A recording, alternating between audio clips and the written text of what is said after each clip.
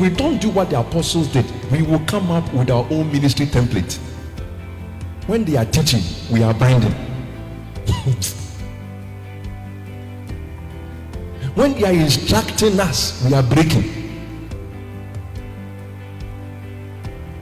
I break. You will break down. May you love instruction.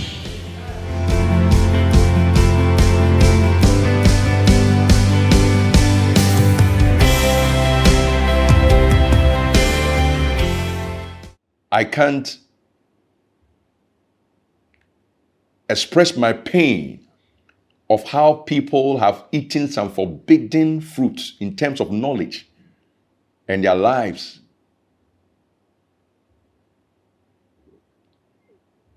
are now hell on earth. Be very careful. Where this Bible is closed, please close your mind.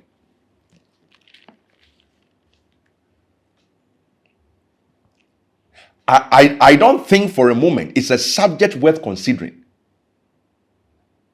That, for instance, you see, I don't even want to suggest something I want to prevent.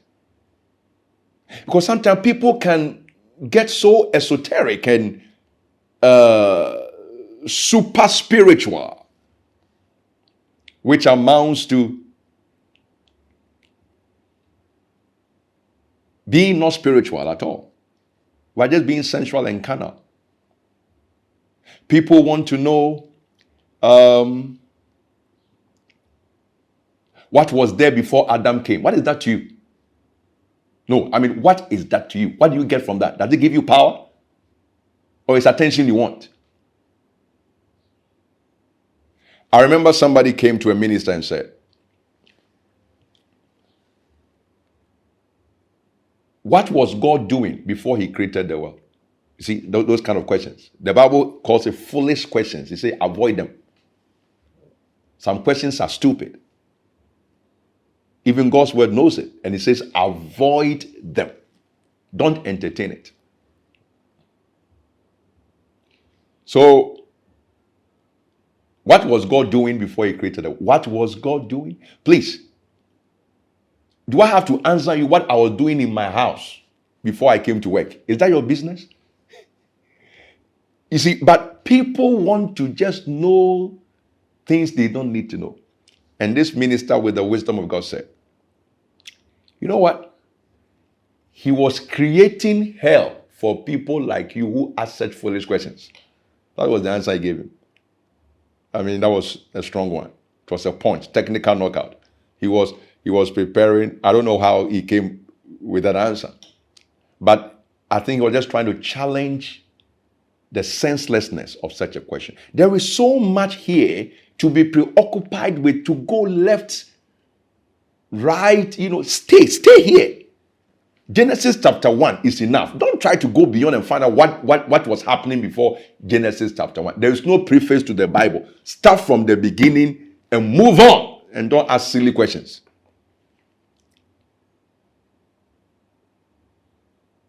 I have seen people write it, like I told you. They bring damnation on themselves for asking silly questions. Another guy, walked into a place. He saw a minister eating, and then he said, and the Bible was on his table, He said, so do you believe everything in that book? And the minister, of course I do. I believe everything. Every page, every word, every letter, I believe. And then he asked him, but does everything agree in there? That's another issue. Even you, if you know how to dress, okay, you know how to match your dress. Is it God who cannot match his word? You have put on your colors, you have chosen wedding colors or whatever. This is how I want to look today. And it looks beautiful to you. You think God is the one who doesn't know how to match his word, this part, that part, that part. God is the only one who will miss it. So the minister told him, you see, he was humble enough. He said, look, that is not an issue. As for me, he was eating fish at that time. He said, you see, I just take in the fish, like you see me eating, and the bones, I put it somewhere. And I leave it for fools who want to choke over those bones. That was another hit for the guy. And by the way, there's nothing to choke over in God's word. This is not here to kill us. It is the word of life. You only kill yourself by going into things that you have no right going into. No right whatsoever. Leave us with the person God created according to the Bible, and don't begin to brainwash us or tickle us. Don't tell us into things, tell us things that are not so clear and striking and redemptive in the Bible. They don't do anything. How does it help the man who is crying, "Oh, wretched man that I am, who shall deliver me from this body of death?" How does it help him? How does it help a believer who is facing temptation? Why even adding to his temptation? For God's sake, let's stay in God's word. I'm speaking to some young men right now. Useful lust is not all about women. It's also about the lust, the inordinate affection for knowledge. The pulpit is not for impression. It's for that says the Lord. You prophesy his word and you check out of there. That's all. No need for this perambulating and impression. We are not even there so that you will throw Greek and Hebrew at us. God speaks any language, every language. Let's hear him clearly and move on.